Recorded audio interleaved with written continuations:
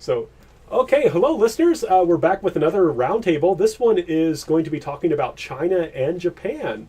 I'm teaching a modern Japanese history class, and I have two Chinese students taking it. So I thought it would be interesting to have them come in and talk to us about, their impressions of the class, and a little bit about China-Japan relations. And as a help to me, we actually have a special guest host, Samantha Vanhoy, who you may recall from the Ancient World History podcast. So, hi, Sam. Hello. Okay, so you all know Sam from the last podcast. So let's then introduce Anni and Jing, our two students. So, Jing, can you tell us what is your major and where are you from? So, English major with philosophy minor, and I'm from Qingdao. Is from north of China. Right. And it's a coastal city. Yeah, I've heard of Qingdao. Yeah, it's very important. May 4th movement. Right. Yeah. Wasn't that where Lu Xun is from? Or am I confusing that with somewhere else? Lu Xun? Lu Xun. He is. Where was he from? I don't think. Okay, I must be wrong. I'm sorry. Wu-Xun. I got it confused with someone else. Oh, shoot. But well, I love he's the leader of the movement. Right. Yeah, Lu Xun is one of my favorite authors. I love Lu Xun. And I make my modern China people read Lu Xun, and they find him very difficult, but I find him hilarious. Yeah, his articles is really popular in the Chinese textbook. Right. Yeah. I heard I think he's difficult for Chinese people to understand. It's not just the... Very Yes. difficult. He changed like Asian style into the modern style. Right. And for me, I really like Asian style because it's really Right. profound and extensive. Yeah. So I have both view of him. Right, yeah. And for our listeners, how can you not like someone who wrote a story called, A Cannibal's Diary? Or no, it's a Madman's Diary, right? And it's about the cannibalism. Yeah. And it argues that Chinese history has been a history of people eating people, which he means metaphorically. He doesn't mean literally. Chinese people don't eat each other. But it's an interesting story, so go out and have a look at it if you get the chance. And I'm already breaking my rule about not trying to talk too much. So Anni, can you tell us... What is your major and where are you from? My major is English. I'm interested in linguistics, and I come from Shanghai, China.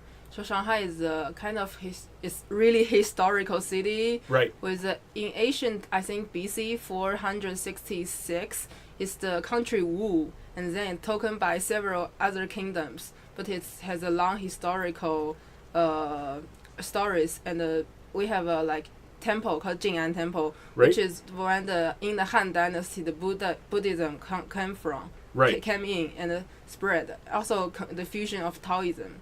So Shanghai is a kind of historical city.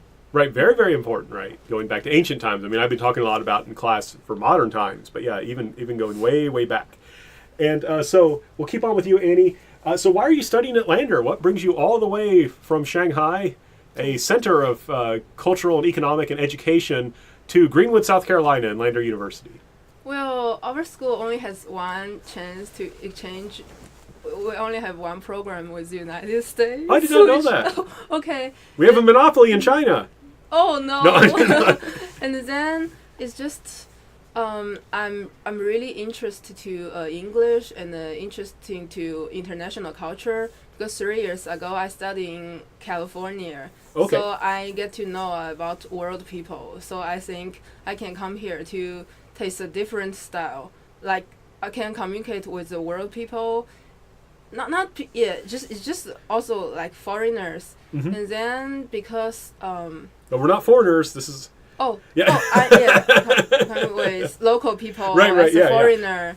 And then because I always live in a city, I want to taste like what's the feeling like not living in a city. It's just Okay. different style for me. Excellent. You chose the South of all places. A great place to choose. As our guest host. Well, remember that she only had one choice. The study abroad Yeah. from her school was Lander. I mean, just little Greenwood, South Carolina of all places. Like, not at least Charlotte or... Well, no, Yeah. she wanted the countryside, right? So, Yeah. Well, we have choice of Poland and other like Mm. maybe Spain and France, those kind of countries. okay. Yeah, but I just choose United States because I heard the U.S. is very good of education. It ranks the first, so I just choose it. Excellent. Okay, excellent. And Jing, what brought you here? And actually, it's kind of similar reason because I'm from Qingdao, and the Qingdao University has a study abroad program with Lander. Okay. So that's the main reason is why I'm in there right now.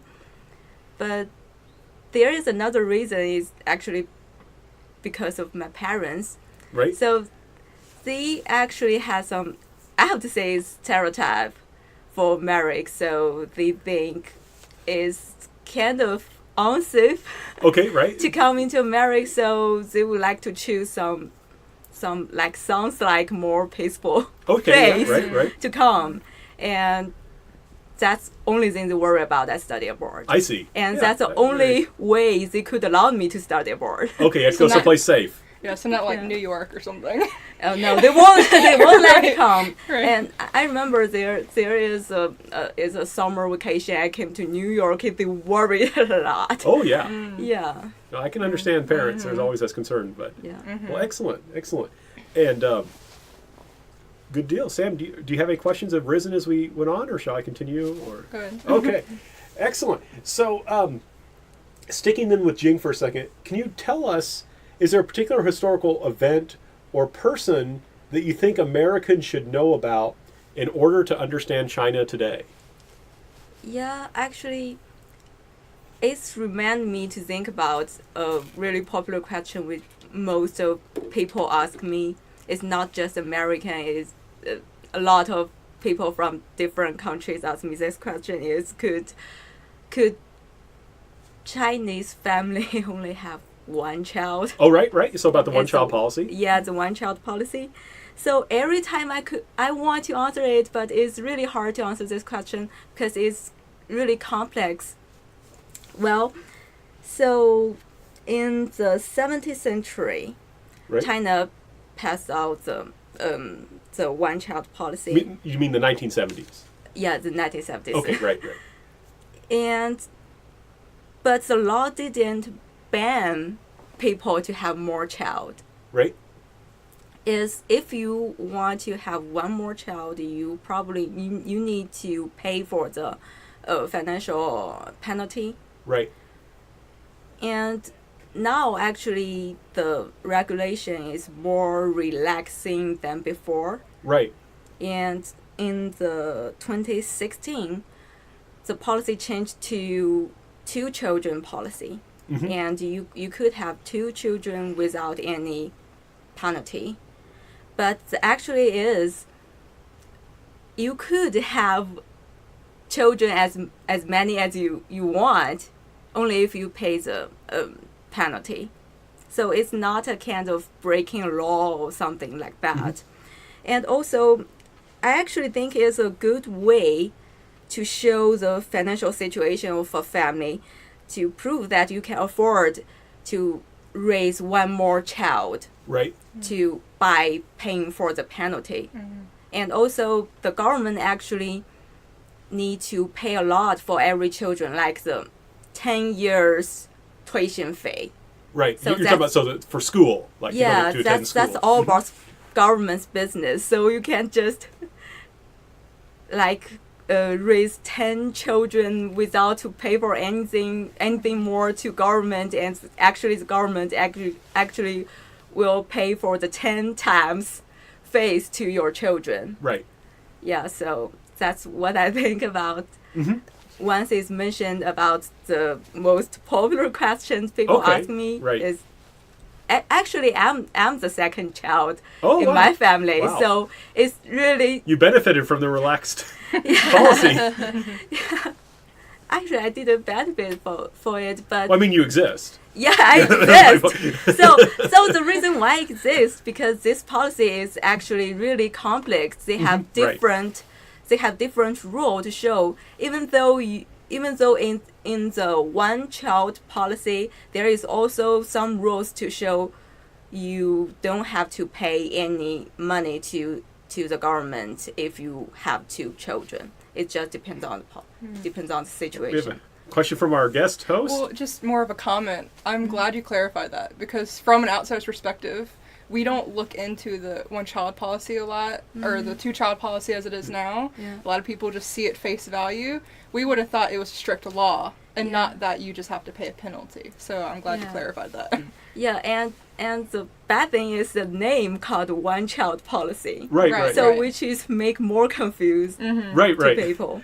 So And one thing I want to point out, because this is something that Americans sometimes have trouble with, is that we often tend to lump China, Japan, and Korea together. And of course, it's three very different countries. And one thing that makes them very different is, though it's changing in Japan and Korea, they have historically understood themselves as homogenous countries without significant ethnic minorities. Now, there's some problems with that, but that's generally been their understanding. China, though, like the United States, has significant minority populations. So we understand ourselves as multi-ethnic countries, right? So the United States, is a multi-ethnic country. We recognize that.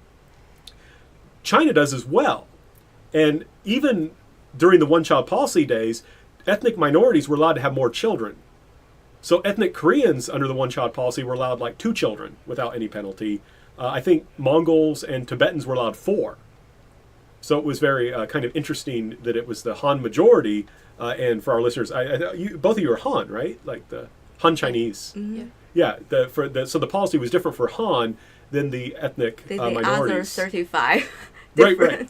Isn't it like 55? Oh, 55. Yeah, there's I'm 55 sorry. officially, in China there's 55 official ethnic minorities because they have different privileges or positions or legal matters based on their situation. And that is one thing I learned from Annie. She made sure to tell me that there was more than just Han and like the southern, like it's not north and south like I was always saying, like North Chinese and then South Chinese. Yeah, that there was so much more. Yeah, actually people are mixed. In the geographical position, they are mixed together. Because you think about it, China, one here is like a plateau. It's planned. Right. It's where like China is like involved. The first dynasty is Qing dynasty, and we gradually evolve, and then over like Han dynasty, Tang dynasty, Ming dynasty. We just in that part, like in the central plate part, and the Qing dynasty kind of like make it become they conquer like northern tribes. Right. Yeah. So in the left upper half, it's kind of like it's a weather that's not usually like traditional Chinese can adapt to. Right. It's more like desert and then another kind of weather. Right. So we certainly can have very different ethnicity. And if you border with like India or like Nepal or other Russia, certainly if you border with a country, like your ethnicity can be different. Yeah. I think that's similar to America and Mexico and South America. Yeah, that's true. Like, we have a large Latino population because of that. So that's a good example. Great. So Annie, what particular historical event or person do you think Americans should know about in order to better understand China today? I think people always say France, Paris is very romantic. Right. But in my view, I think Chinese poems and articles can also be really romantic. Look at the Nobel Prize. Why so many German or American or like French, they can get award? Because they language are common share with Latin and certain like Greek root. But if you want to translate to the like ancient books Chinese into English, it's totally another story. So it's totally untranslatable. Right. So that's why Chinese people, it's harder for them to get certain award from this. But it's so I think Western people, it's really hard for them to understand.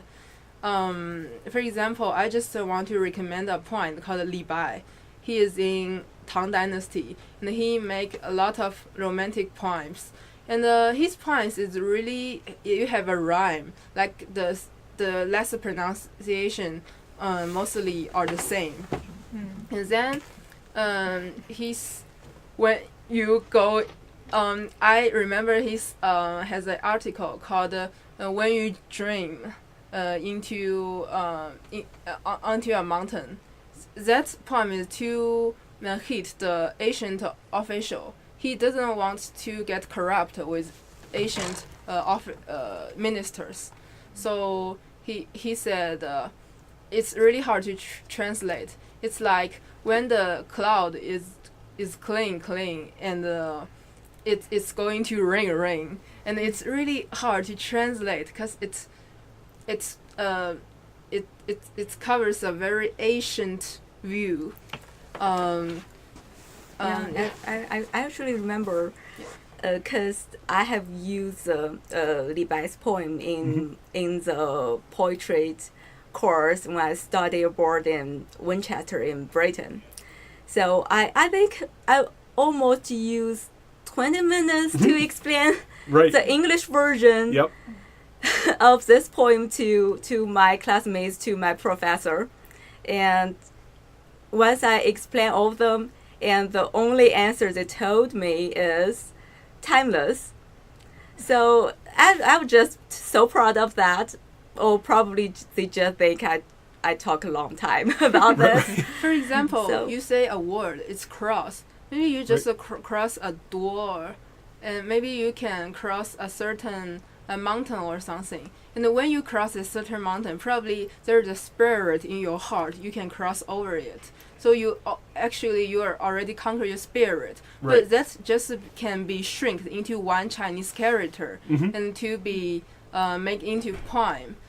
And our language is like the pictograph is from the ancient symbols and writings. So we usually maybe don't pronounce it out, but when you see the symbols, you know a meaning. If those symbols get together and the very connotation get together, it can be really profound meaning. But if you translate English into other languages, it's totally maybe waste or untranslatable. Yeah. Right. I'm trying to think, and I need to look up the Chinese characters. And first of all, I apologize. Our guests were doing such a good job because I was actually, while Annie was just talking, I was trying to find my copy of Mo Yan's Red Sorghum, and of course Mo Yan is a Nobel Prize winning author. So there are Chinese who won the Nobel Peace Prize. I used to assign Red Sorghum for one of my classes. The students kind of struggled with it because it's a very difficult text. Chinese one. But I read it. I liked it. So for example, there's a Korean word based on Chinese, uisa. It's the we of righteousness. Like, I think E in Chinese, like a righteous person. Yes. And the saw is the same, saw, like like this saw. Like that. And that's very hard to translate into English. It's usually translated as patriot. But that's not quite right, I think, because it's more like gentleman of righteousness is literally what it means. And that's an example of what Annie and Jing were just talking about.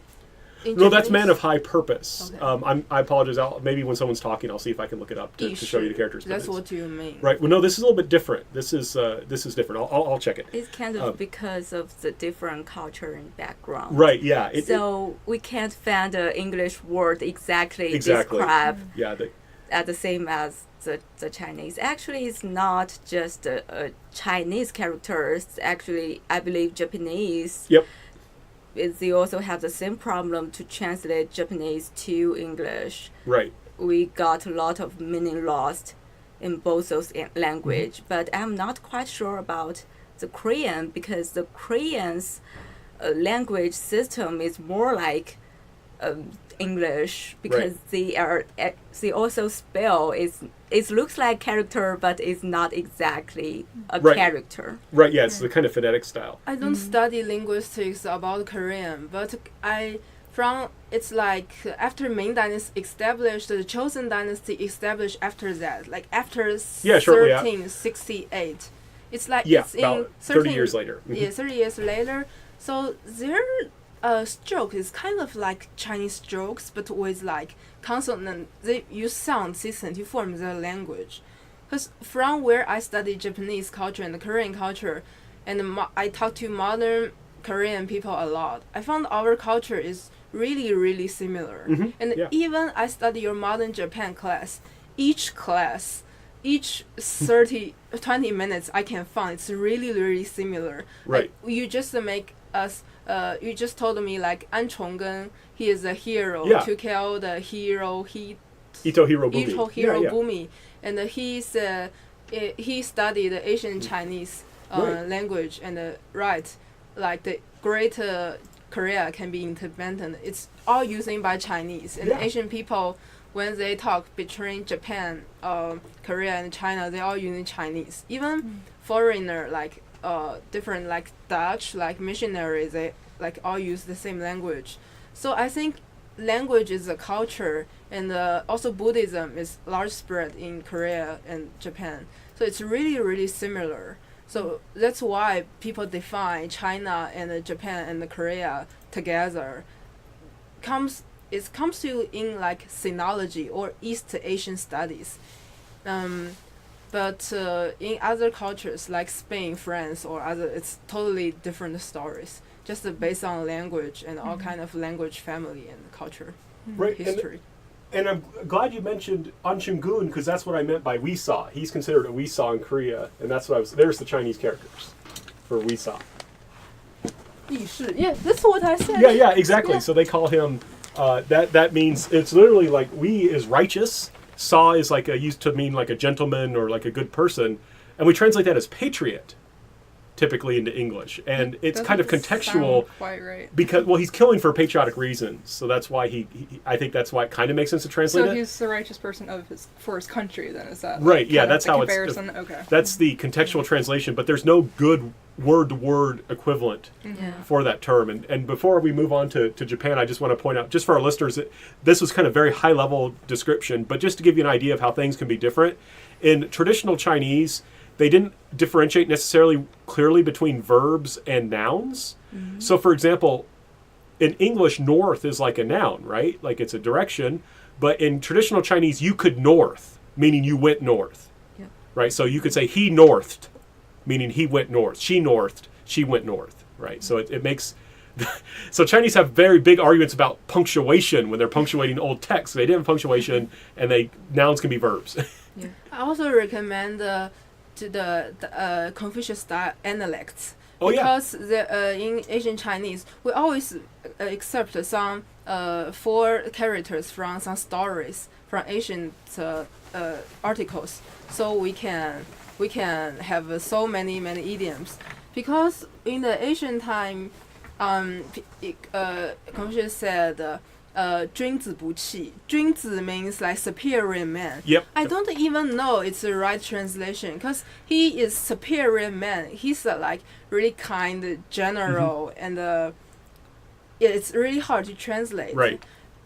君子不器 means a superior man, not a machine. That's literary translation, but actually means a machine can be a tool. Right. A tool can be a knife or something. When you be human and dealing with something, you can't use a knife or like a tool to chop something. You have to use your moral to copy it instead of using a tool to copy it. That's why you say superior man, not a machine. So it shrink very short into English word, but it's express a profound meaning. Mm-hmm. Another examples can be 朝闻夕死. That's another idiom, means morning hear, evening die. That means you in the morning you hear something, and maybe after you hear that in the afternoon, the old you with the old knowledge die, and a new you with a new knowledge is produced.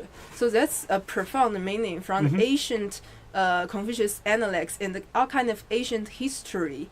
So Chinese has tons of millions of idioms, 4 characters, very make it have rhyme, and make it profound and extensive, which included in the modern Chinese everyday conversation. So but actually this idiom has an implied meaning, is because this idiom sounds like it's really sounds like not a sad idiom. Because you heard the new things in the morning and you die. Right. But it's actually implied. I would like to hear is the new things in the morning, even though Right. I would die in the afternoon, in the night, but I don't care. I just want to hear the new things. Right. So that's imply it's actually a really positive idiom. Excellent. Yeah, yeah. And so what's we're running a little bit low on time, but I want to really get to also, I mean, this is fascinating, but it's good to get to this other question because both of you are taking my Modern Japan class. And for our listeners, Japan and China have a complex history. There were Really complex. Yeah, there were times when many Japanese people really admired China. Japan certainly adopted Confucianism from China. Of course, Japanese used Chinese characters, and so there was a lot of admiration for China. But there is this period, especially in the 1930s and 40s, where Japan will actively invade China, and there's some pretty terrible things connected to that. So I thought it'd be interesting to ask Jing and Annie. We'll start with Jing. So how has taking this Japanese history class changed your understanding of that country? Like, how did you understand China, or I'm sorry, how did you understand Japan before? And has that view changed since you took the class? And if so, how? Yeah, actually, personally, I want to say it didn't change a lot my perception of Japan. The reason is I actually am not have strong negative attitude to Japan, especially Japanese people. Right. Because personally, I think the China wants all Chinese people remember this part of history, the Sino-Japanese War, this wartime history. Right. They don't want us to remember that Japanese people is bad. It's not they are bad. They want us to remember this history is, and also the reason why we feel the world, rather than who let us feel the world.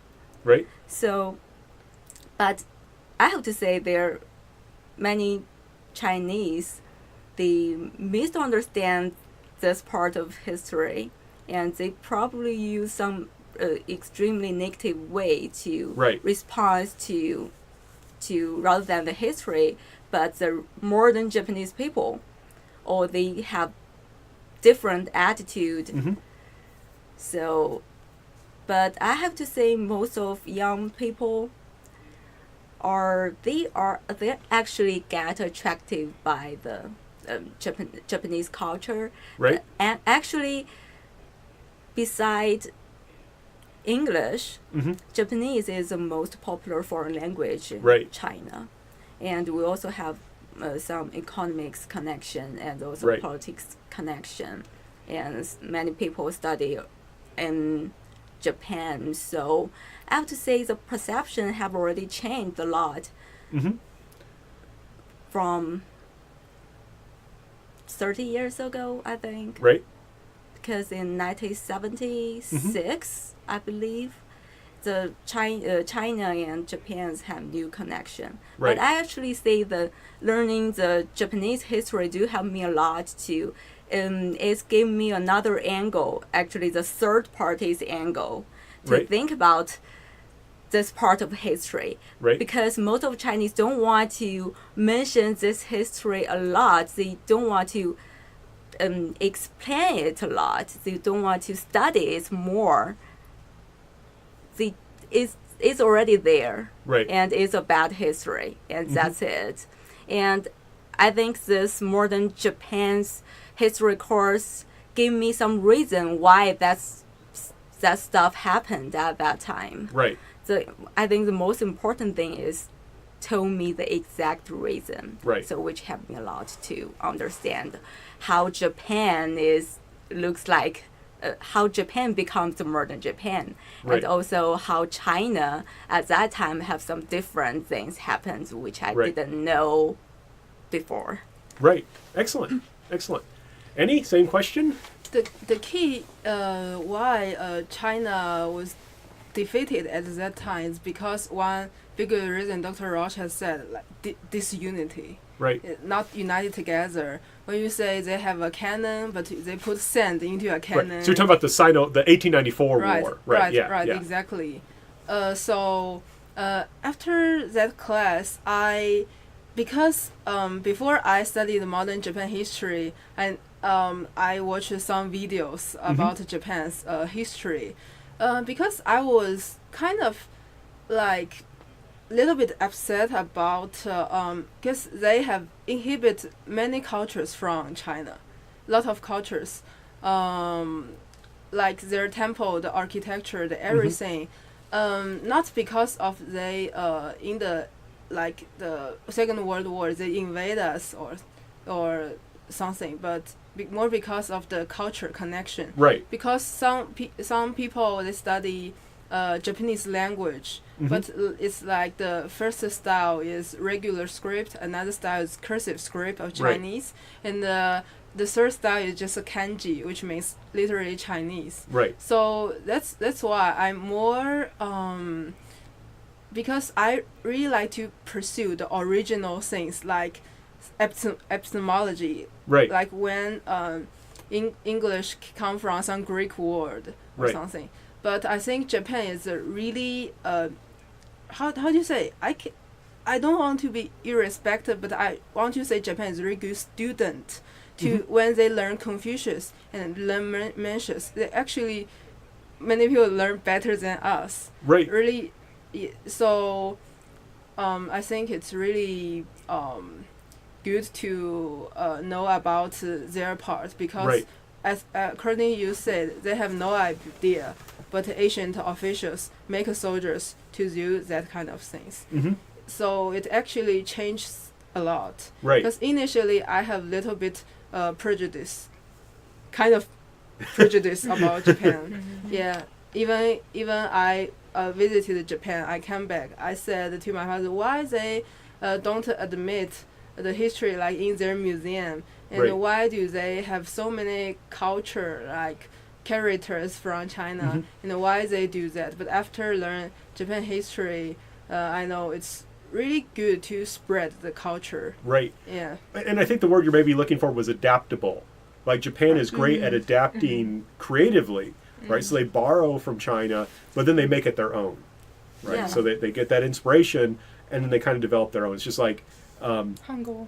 right, right. Well, and then the, it's how Japan or China has the socialism with Chinese characteristics. So Japan has Chinese culture with Japanese characteristics, if that makes sense. When they're borrowing things like the writing and that sort of thing. So I think it's a kind of similar. When you see the word like Showa, it comes from a book.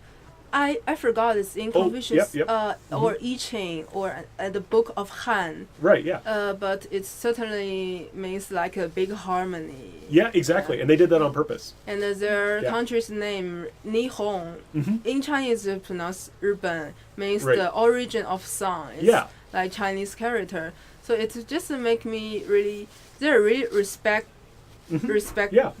to China. And there was they are not yeah. ashamed of keeping the culture and everything. So that's really respect. Yeah, and a lot of the anti-Japanese feeling is a lot of it's located in that 30s and 40s period. Before that, there was a lot of respect, there was a lot of admiration, and it's a very complex situation. Yeah. Because the main purpose China want to show their history is because we come from a miserable history. We should be revive ourselves to build a. Because Japan it's like. If you are a soldier, you want Right. to be a general. That is Right. ambitious and good. So they always influenced by China. And one day China got defeated by Western power. They think why China is like that? Why China cannot be big, cannot be like big Asian to defeat them. So Right. Japan can be. And because Japan, they kind of like influenced by China, so they kind of want to be the main power. So Right, they right. attack it. So I think that's China wants to just tell us we should strengthen our own country instead of have hatred to other countries, but learn from that part of history to revive ourselves. Right, yeah, and that's what we were talking about today in world history, where I said, that this is what very important for China. We were talking about this Japan's invasion of China. So this is one reason why China's politics is the way it is because there's this memory of we were weak and divided, and people were able to beat up on us because we were weak and divided. So we want to stay strong because we know what happens to countries that are weak and divided. And we know the consequence to invite some other countries. So China is always keep the peace. policies to other countries. So because we are suffering and being invaded, so we won't do that to other countries. And actually, I really agree with Annie's idea about that Japan is a good student. Japan is a good student. Not only they learn something from China, they also learn something from almost like Dutch, like some other countries. So yeah, they just learn everything and get something they need, and they create something their own, and to build up their own country. So, and actually I would say the technology in some industries stuff, they are actually did better than China in some areas.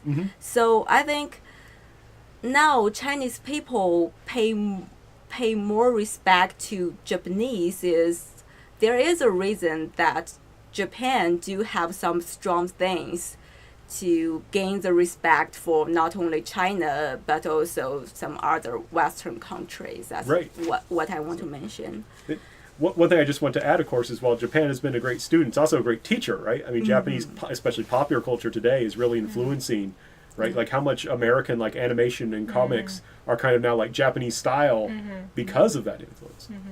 Well, we're getting towards the end of our time, but I do want to give our guests and my special co-host for the day any final thoughts. Annie, do you have any final thoughts to share before we stop?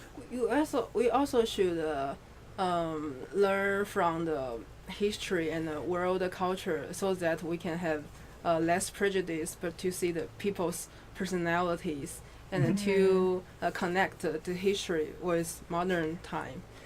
Embrace the Western and the East and even Middle East, every culture, instead of say, oh, today's what's wrong with like Islam, what's wrong with that religion, what's wrong with, just to learn more.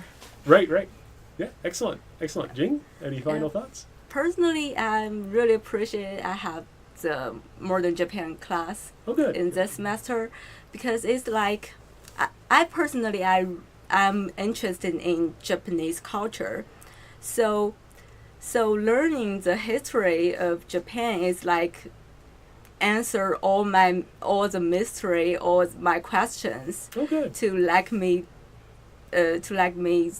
gain more passion to learn more about Japan. So that's it. Excellent.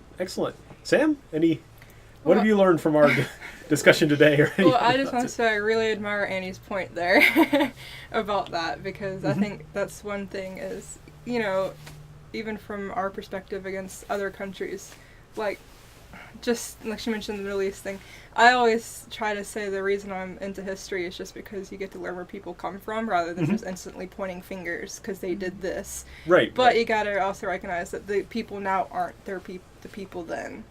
But then also it gives you a better understanding. Excellent. Well, that's some really profound thoughts to end on. So I want to thank you all for your attention, and thank you listeners for listening to us. We hope you'll come back again and listen to future podcasts.